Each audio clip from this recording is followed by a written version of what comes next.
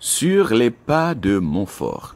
Sur les pas de Montfort, un audio podcast présentant un texte de Saint-Louis-Marie Grignon de Montfort.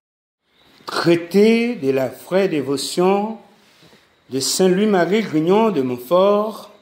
numéro 51 et 52.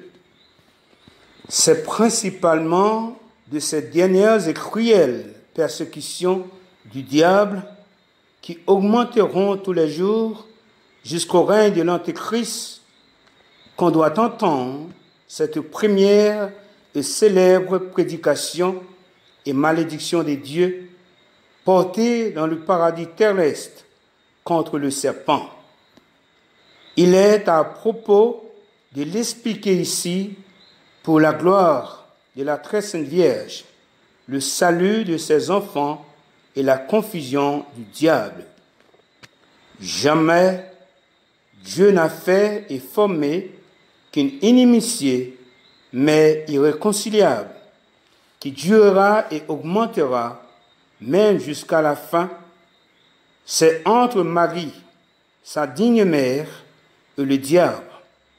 entre les enfants et serviteurs de la Sainte Vierge, et les enfants et suppôts de Lucifer, en sorte que la plus terrible des ennemis que Dieu ait faite contre le diable est Marie, sa sainte mère. Il lui a même donné, dès le paradis terrestre,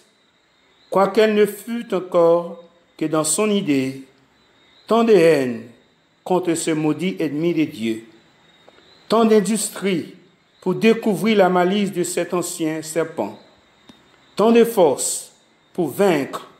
terrasser et écraser cet orgueilleux impie qui l'appréhende plus, non seulement que tous les anges et les hommes, mais en un sens que Dieu même. Ce n'est pas que l'ire, la haine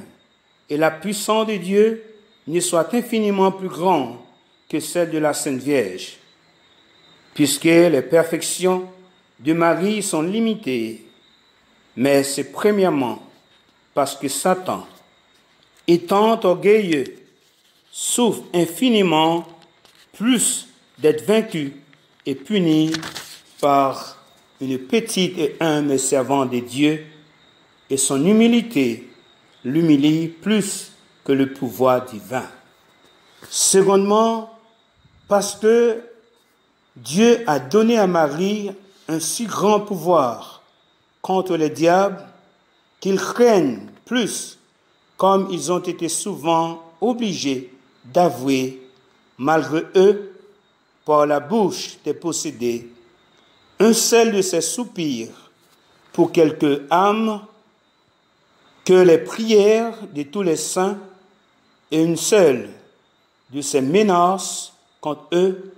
que tous leurs autres tourments.